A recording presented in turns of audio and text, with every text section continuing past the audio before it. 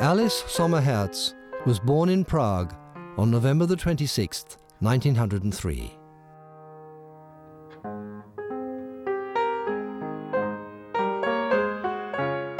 She became a pianist of distinction, but was imprisoned in the Theresienstadt concentration camp with her 6-year-old son. She lost both her mother and her husband in Nazi death camps, but Gigi Sommer and her son survived.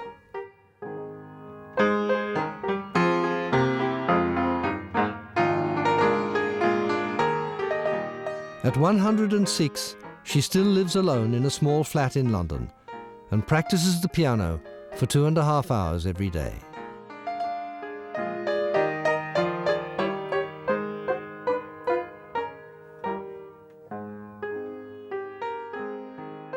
At 104, she became famous internationally through a best-selling book about her life called A Garden of Eden in Hell, published in 7 languages, and through being the star of a prize-winning film, We Want the Light, which has won her a following in many parts of the world.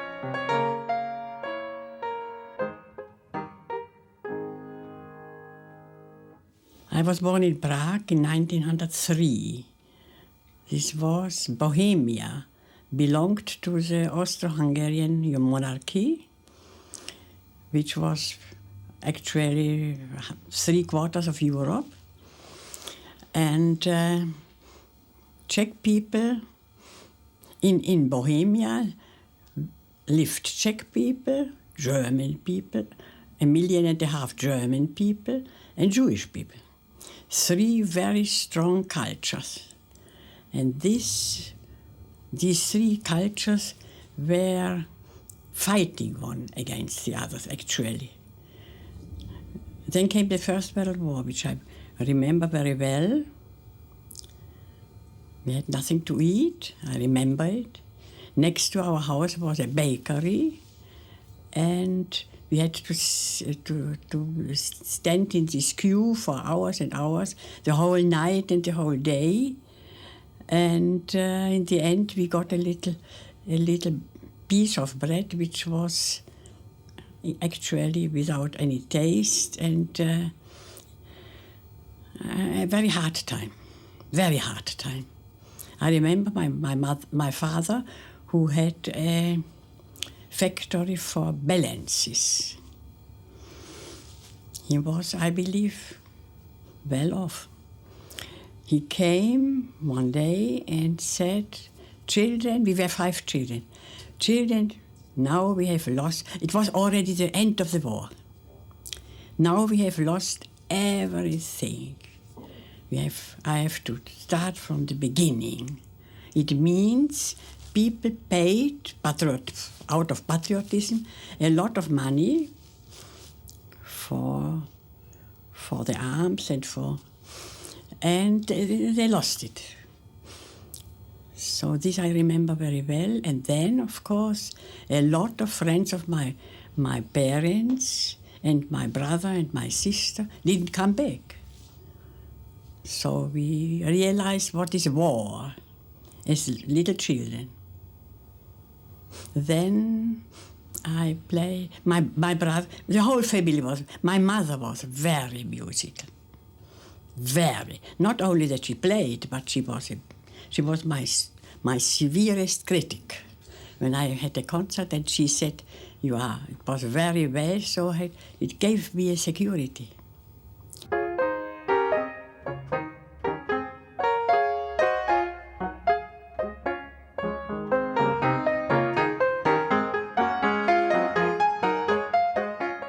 In our house was only music. We spoke about music, we made music. My brother was an excellent guy, violinist. We made music.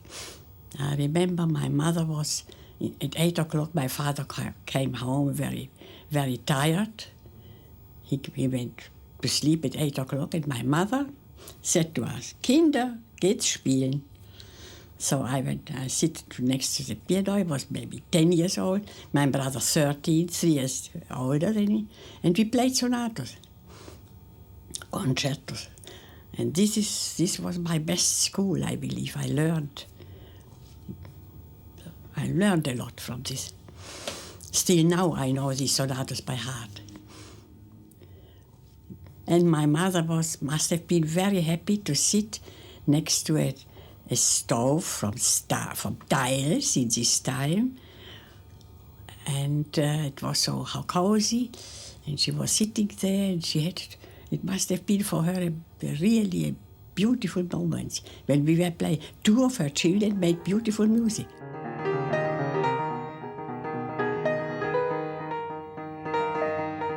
Then came from Hamburg Konrad Ansorge, one of the last Liszt pupils, and gave master classes. He came once a month, and I remember 30 people from the whole Republic came to these master classes.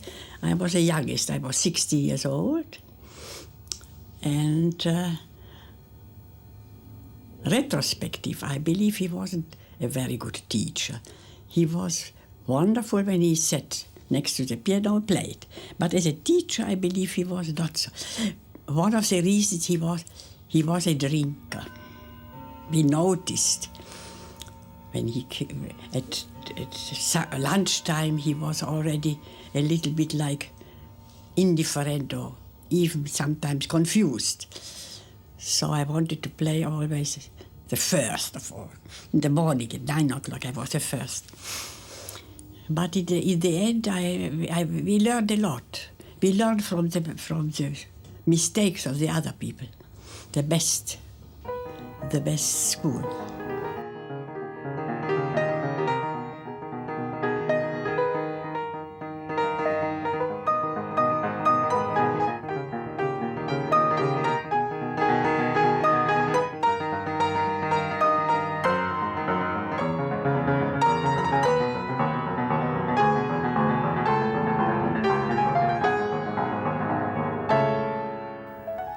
The life of a musician is a privilege. This I am sure. Because you are from the morning to the evening, from the evening to the morning, full of the most beautiful thing coming out of mankind. It's music. And the musician is full of this beauty. What happens in the world around him is not so important. The music, he is full of beauty. It's a privilege. It's a privilege. If I say the words German music to you, yeah. What does German music mean to you? This I asked a lot of people, especially sociologists. How it's possible that in this little Europe, Middle Europe, came out these greatest geniuses like Bach, Mozart, and Beethoven. Why not in Asia? Why not in Africa? Why just in this? And in very near, in Vienna and in Salzburg and Düsseldorf. And, nobody could answer me. It is a miracle, actually. Miracle. Haydn, not to forget. Genius people.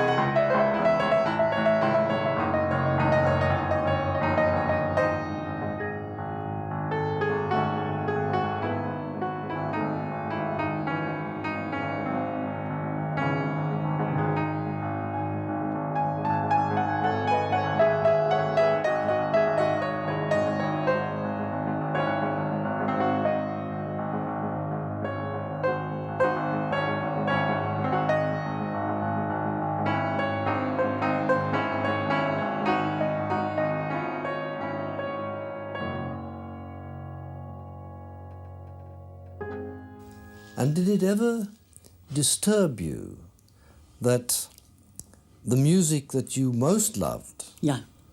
was composed by not Jewish, Well, no, by Germans. Yeah. Or did you always make a distinction between Germans and Nazis? I, for my person, don't hate, never hated. I grew up in 3 very strong cultures, and I never hated, because I am convinced, and in the Bible you can read it, we were created, the good and the bad was created. Bad is the same as good, actually. Without bad can't be good. And we all are bad and good. Sometimes we have to be good, and sometimes the German went after Hitler, and they were all in this time bad. But between them are very good people, and we all are good and bad. Anita Lasker said that she finds that the people who have been in the camps are generally more forgiving, more tolerant than the people who weren't, who feel guilty. Absolutely. And I said through the music gave us a good. Through music we came to this good. And it didn't worry you that the music was German? Absolutely not. For me, Wagner, one of the greatest geniuses ever lived, and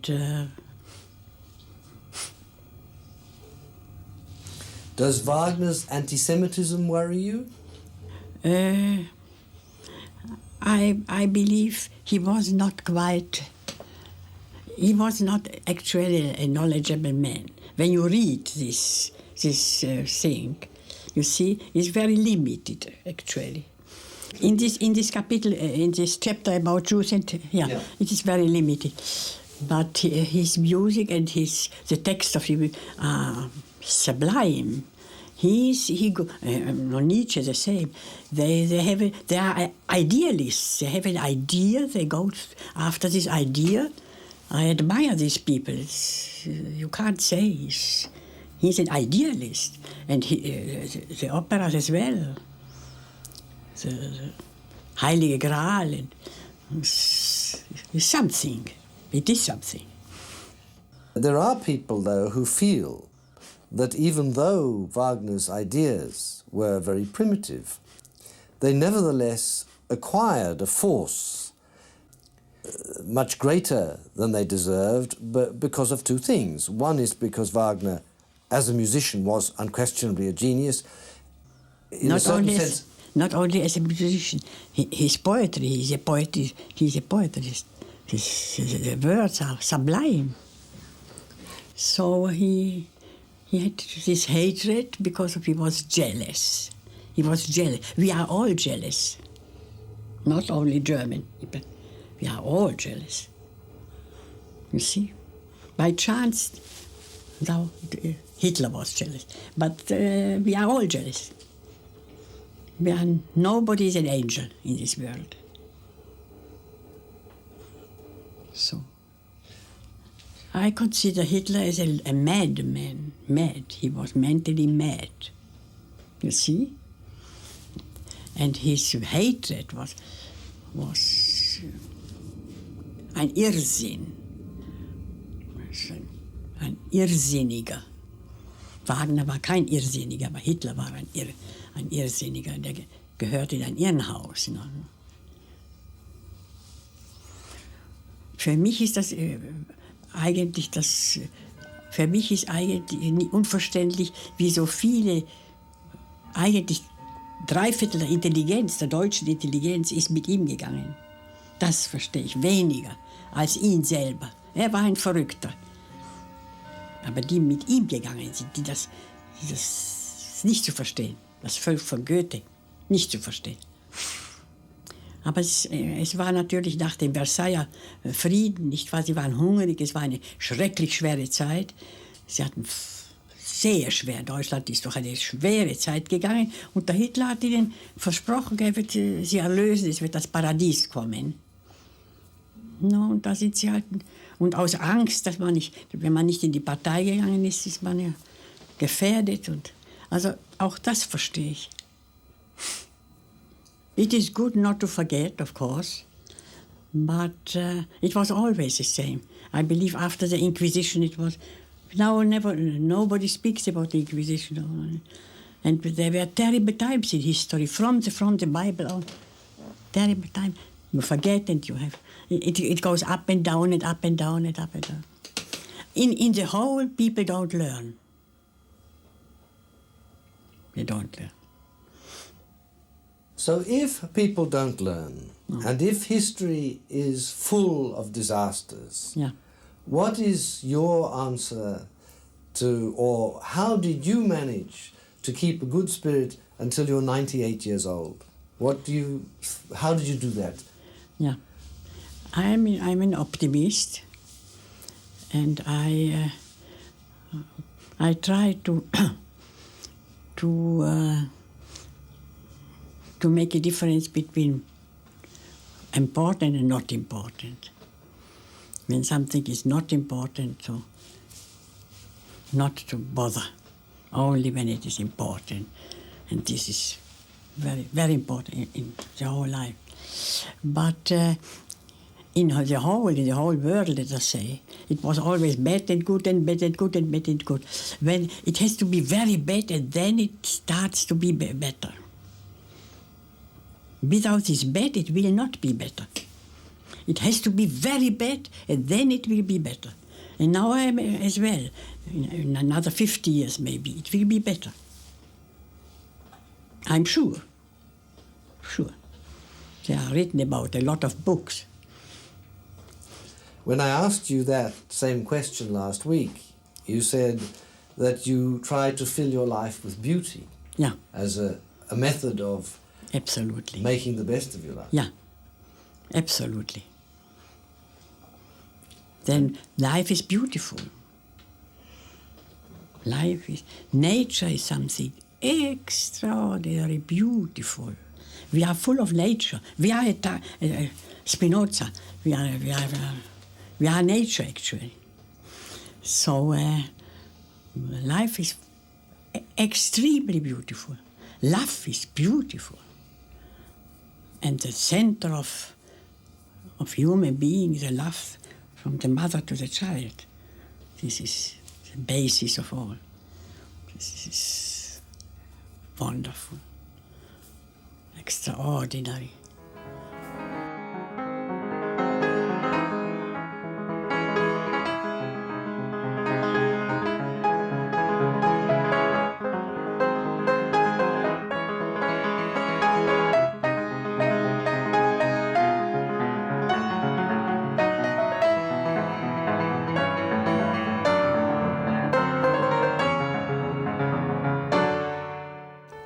But I went through a very interesting thing. In my house, this was before deportation, were 3 or 4 Nazi families. And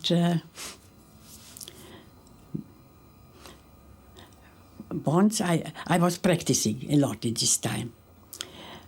After my mother left, I was in a very bad state, and I had to play. I couldn't. So I played for hours, and suddenly I heard a knocking on the floor, and I said, "Oh, the Nazis! It is. I disturb him. I will not play it now." So I stopped playing, and the woman who took care of our house came once and said, "Mrs. Sommer, Mr. Hermann, the name of this Nazi, asked me whether you are already deported. You stopped playing. He loves your playing," she told me.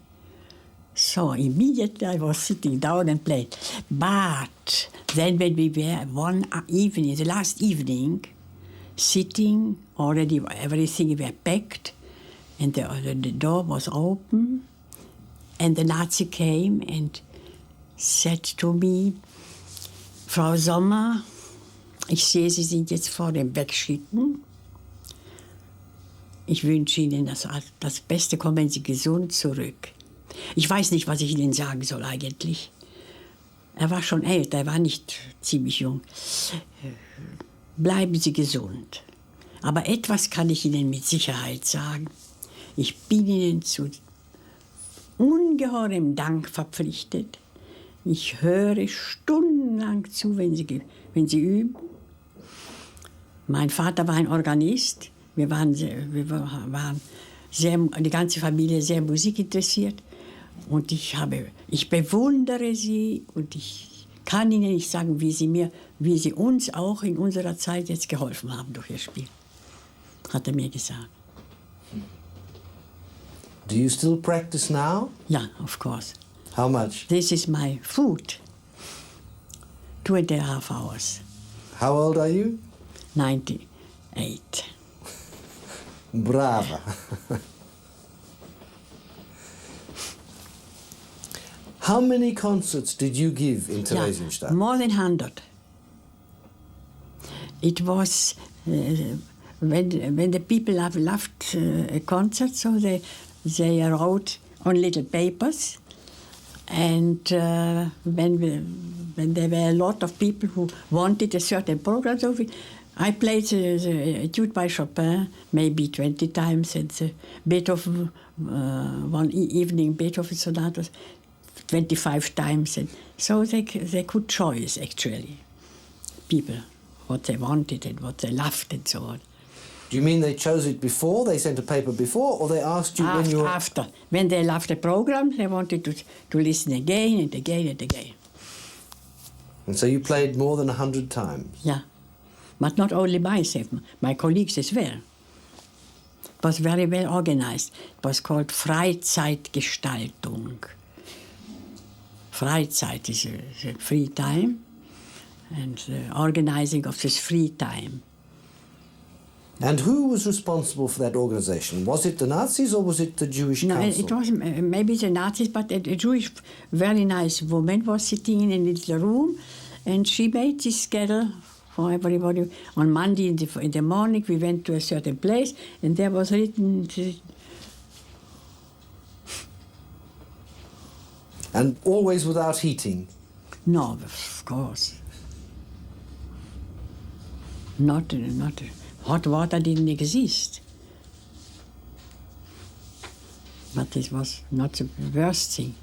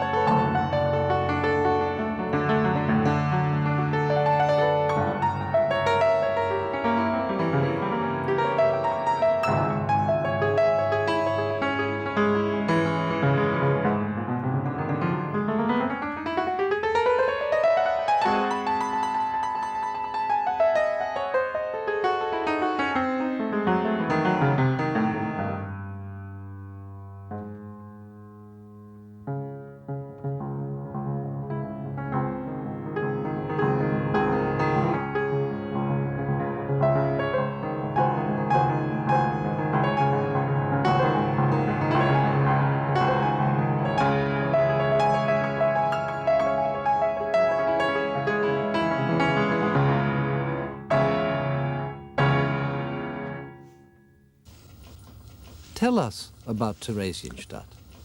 It is an old Garnison, eine alte Garnisonsstadt zur Zeit von Maria Theresia und dann ihrem Nachfolger Josef.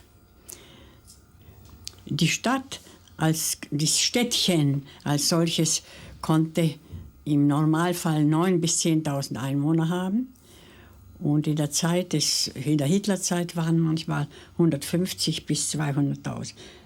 Also man kann sich vorstellen, wenn ich mich zurückerinnere, sehe ich nur schwarz. Also die Straßen waren schwarz von Menschen, wo auch immer. Also es war schwer, einen Platz für die Füße zu finden. Es ist unvorstellbar, wirklich, in diesem kleinen Städtchen. Die Konzerte haben stattgefunden im Rathaussaal. Das kann man jetzt noch sehen. Das ist jetzt ein Museum. Ein sehr netter Saal, der ungefähr 120 Leute fasste. Und im Anfang war nur ein Upright-Pianino. Ich erinnere mich, wie ich einmal die großartige B-Dur-Sonate von Schubert gespielt habe. So habe ich mir gedacht, wenn der Hitler da sitzen würde, er würde bei diesen 2 Takten vielleicht weniger hassen. Bei diesen 2 Takten, die so grandios sind.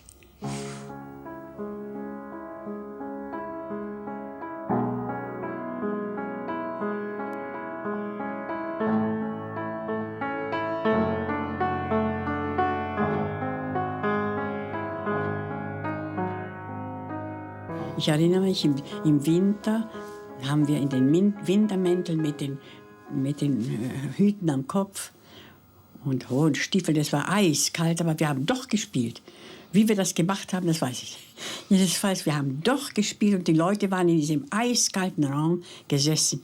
Es war eigentlich wie eine Kirche oder ein Tempel oder eine Moschee. Unbeschreiblich.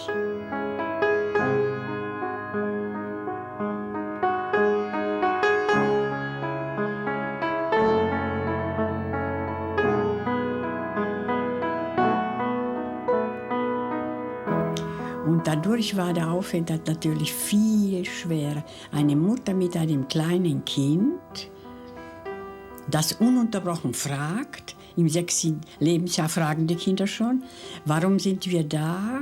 Was sind Juden? Warum haben wir nichts zu essen?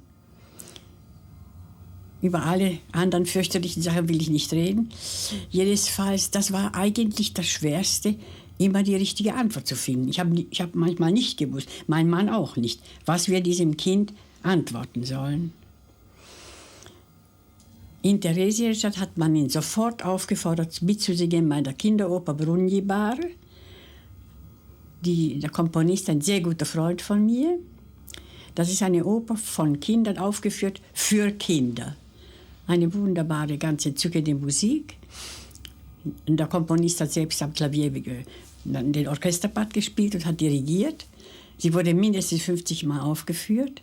Ich erinnere mich, wenn wir nach Hause kamen, hat mein Junge einen Kochlöffel genommen, hat sich auf das obere Bett gestellt und hat dirigiert. Diese Oper, diese Musik von der Oper. Und wir haben alle mitgesungen. Es war wirklich, es war etwas ganz besonders Entzückendes. Wir haben gelacht. In diesem schrecklichen Ghetto haben wir gelacht. Jedenfalls, es war für eine Mutter mit einem Kind ganz besonders schwer. Wenn ein Kind Hunger hat und die Mutter hat nichts ihm zu geben, damit er den Hunger stillt, ist es eine ganz fürchterliche Situation.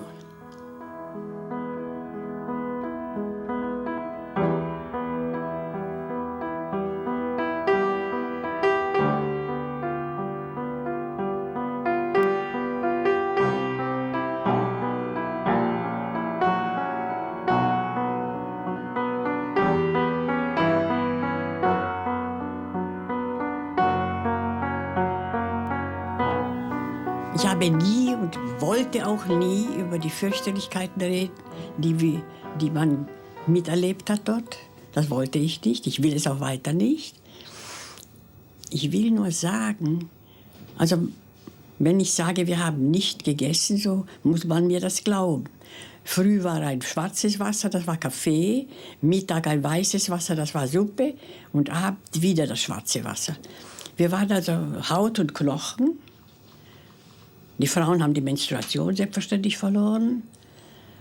Aber, es sind ja Tausende gestorben natürlich an Typhus und wir waren eigentlich gesund. Diese Musiker, die waren vielleicht 20 Leute, ausgezeichnete Musiker, erstklassige Composer sowie Performers. Wir waren eigentlich gesund. Und das ist natürlich die Folge von, weil wenn man gewusst hat, man spielt abends, so war man glücklich. Man war glücklich. Theresienstadt war der Beweis des Zaubers der Musik. Ich kann es nicht anders bezeichnen. Es ist etwas ganz Eigenartiges, wie Musik auf die Seele des Menschen wirkt. Es ist das Schönste, was das Menschenleben bringen kann. And I must say, till my last days, I am 98 years old, it helped me and it made my life beautiful. Beautiful. Even in the very, very difficult times, it made me really happy.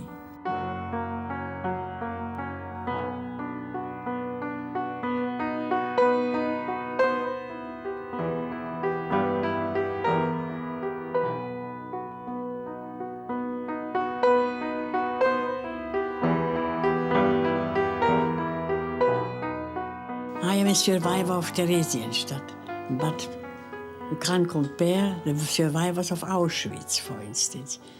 This was undescribable. So these people went through the hell. Even the first year in Theresienstadt, we didn't know about Auschwitz. In the second year, we knew. And they wanted to make gas cameras in Theresienstadt as well. They started already, but it didn't finish.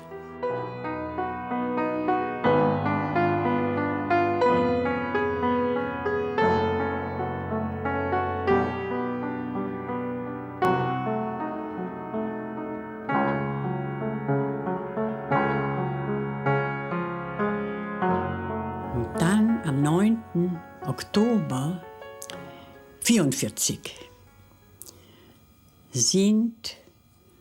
wurden einberufen 1000 Männer im besten Mannesalter von 20 bis, sagen wir, 35 und wurden weggeschickt. Darunter war mein Mann und der Mann meiner besten Freundin Edith Kraus.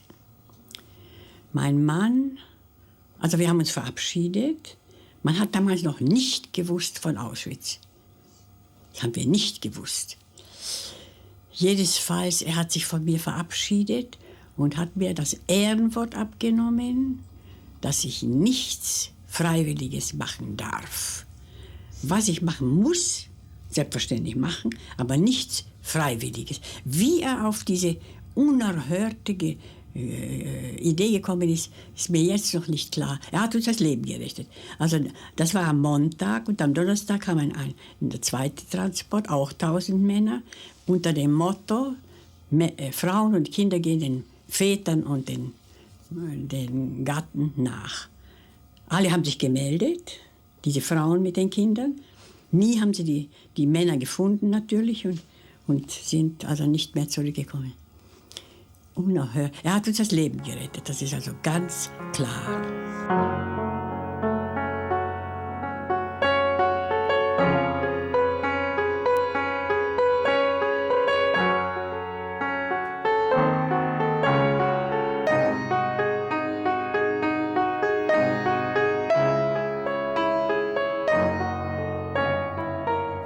You said that your sister was not as optimistic as you were. No, we were twin sisters. She was very pessimistic. She didn't want a second, she had one child. In diese schreckliche Welt soll ich ein Kind hinein. It was before the war.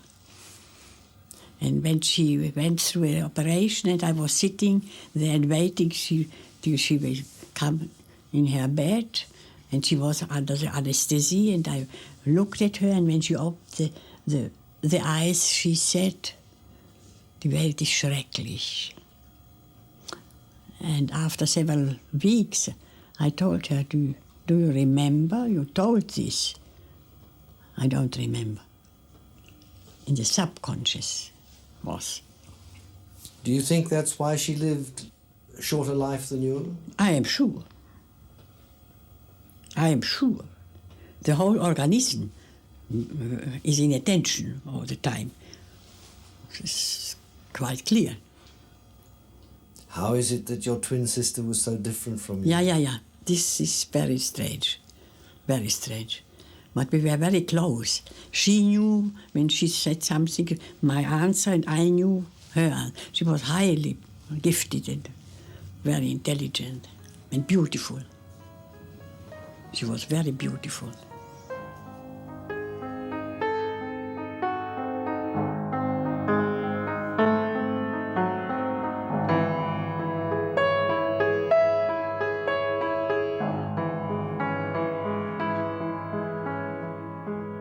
Das war vorher noch. Da war mein Mann noch da. Da wurden wir, jedes Haus hatte einen Mann, der sich um das Haus gekümmert hat. Und der hat uns am Abend gesagt, ihr müsst früh um 4 oder wann war, sehr bald früh, euch melden. Es war Winter, kalt, regnerisch. Zieht euch warm an und nehmt das Brot mit und seid an der Stelle. Wir waren dort, wir sind stundenlang außerhalb des Ghettos gegangen und dann also mussten wir stehen bleiben. Und das war ganz riesig weites Feld. Man hat eigentlich nichts gesehen als von weitem eine schwarze Gruppe, irgendwie etwas Schwarzes. Und da haben wir uns kombiniert, das sind unsere Männer. Das sind unsere Männer, die dort stehen. Nun und jetzt, also die Kinder waren sehr nervös, es war kalt und Wind, es war so schrecklich kalt. Ich habe zum Glück ein kleines Stühlchen mitgehabt, da habe ich meinen Sohn auf eines Knie gesetzt und ein anderes Kind und ich habe mit ihnen ein bisschen gespielt, damit die Zeit besser vergeht. Es war sehr schwierig. Und jetzt auf einmal kommen 2 Nazis und sagen, aufstehen und die 10 in einer Reihe. Also alle haben sich aufgestellt und 10 in einer Reihe. Also jetzt habe ich mein Kind genommen und jetzt werden wir erschossen. Und das Merkwürdige, haben mich schon 100.000 Menschen gefragt, wie ist es, wenn ein Mensch weiß, im nächsten Moment ist Schluss. Und ich muss darauf antworten, er fürchtet sich nicht. Es ist schwarz alles. Wie wenn ein schwarzer Vorhang fällt. Ich hatte mein Kind, was mit mir geschieht, wird mit ihm geschehen. Und man hat gewartet. Es war hat nicht ziemlich lange gedauert, denn jetzt kommt etwas, was ich auch nicht vergessen werde. Davon träume ich beinahe jede Nacht. Plötzlich schreien, richtig schreien, in Tschechisch, die Menschen schreien, zurück ins Ghetto. Also dieses Zurück ins Ghetto kann man nur vergleichen mit Hölle und Paradies. Das Ghetto, das eine Hölle ist, wurde jetzt in dem Moment ein Paradies. Der Tod und das Leben sozusagen. Also man geht in dieses Paradies jetzt zurück. Das ist eine Szene, wo die Sprache nicht weiter kann eigentlich.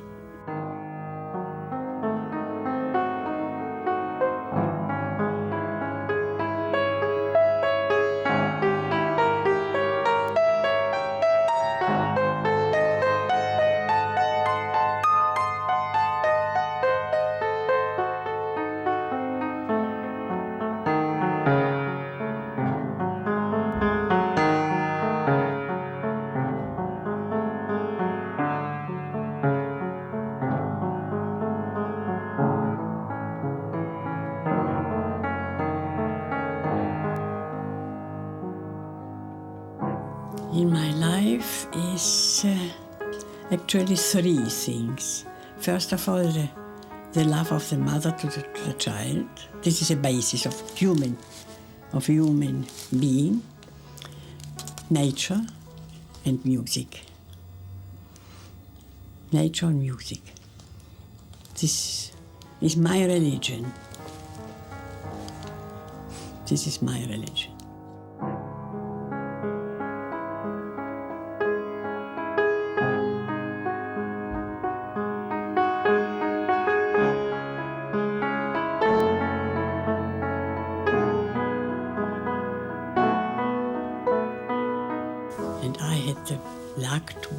mother of an excellent son, outstanding, very gifted, and a wonderful character, and a real aristocrat, I must say, in his soul. And for this I am proud and thankful.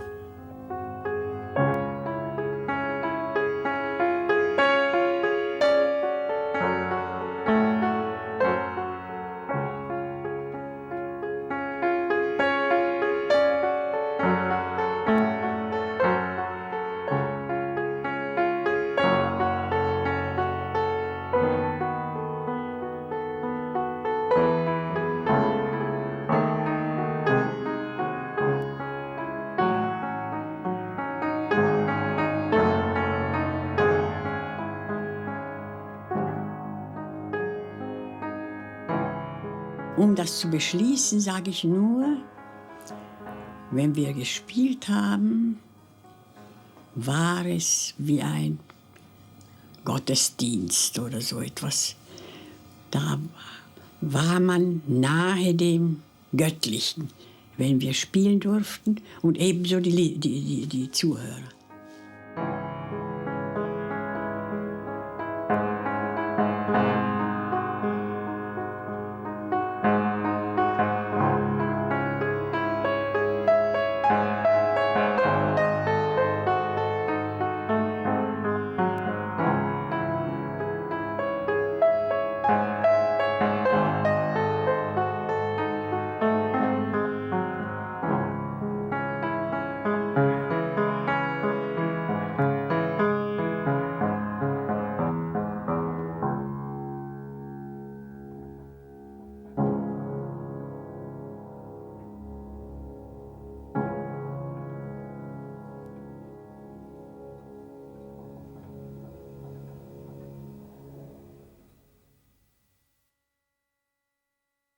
When you ask me what I learned in my long life, so I can answer you. First of all, I am grateful to my mother that she was interested in we are 5 children, to learn, to know, this is a basis. And then to be thankful. For instance, as a survivor, as I am with my son, thankful for everything, for being not hungry, being in a good health, of course, seeing the sun, seeing a smile a nice word of somebody, Everything is at present. Everything. This I learned, to be thankful for everything.